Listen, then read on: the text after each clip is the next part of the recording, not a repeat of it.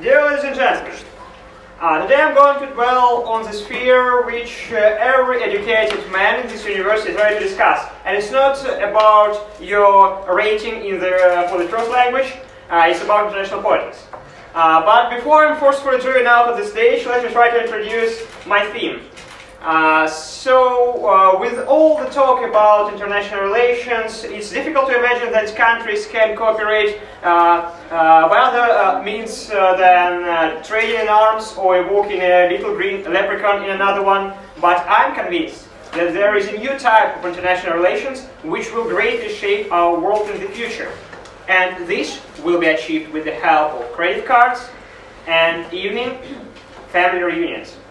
So I think that this new type of international relations, this type of cooperation between countries is now witnessed in this strange relation between India and Southeast Asian countries, which are often referred to as ASEAN countries.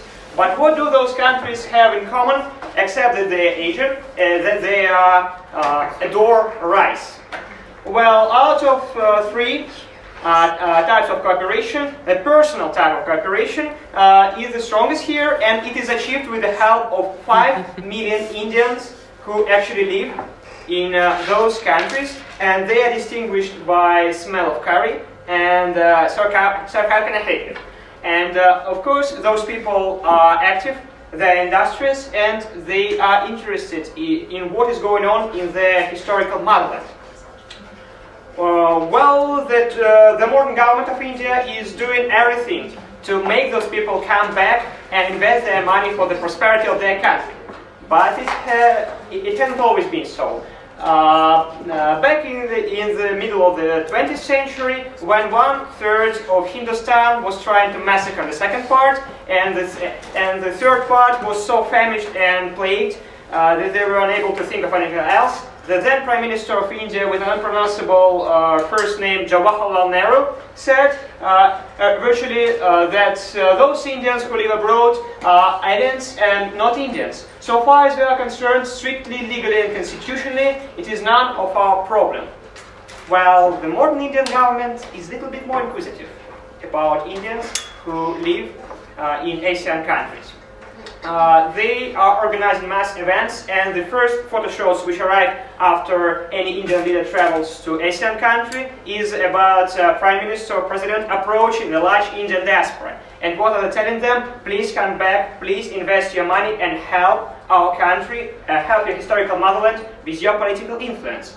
Furthermore, those Indians in ASEAN countries enjoy visa-free travel to their historical motherlands, as well as tax-free investment. You could say, Max, it's all very nice and clear, and those Indians are successful, but what is in reality? The Indians who live in Southeast Asia account for nearly 20% of whole Indian diaspora.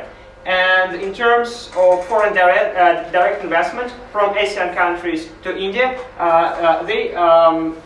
those investments account for nearly 20% of all investment which come to India.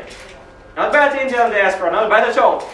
So you can see now that there is a deep and very strong connection between the historical motherland, between New Delhi and those countries.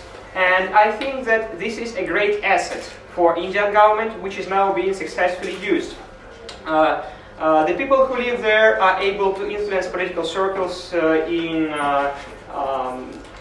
different parts of Southeast Asia. For example, in Malaysia, of course in Singapore, Vietnam, in Thailand, of course in Myanmar. They approach leaders. They are able to maintain close contact with them with the help of those evening meals, and of course they help their historical motherland with their credit cards and with those investments. And for modern India, which is now rapidly developing, for this vibrant and large population which is striving for some new opportunities, this is a great opportunity as well. So those people are greatly welcome in India. They are the strong point of Indian foreign policy. Of course, on the one hand, this brings a lot of political benefits for the modern Indian government, but it also may help our world be more stable, it can make it more peaceful and, of course, a little bit more human.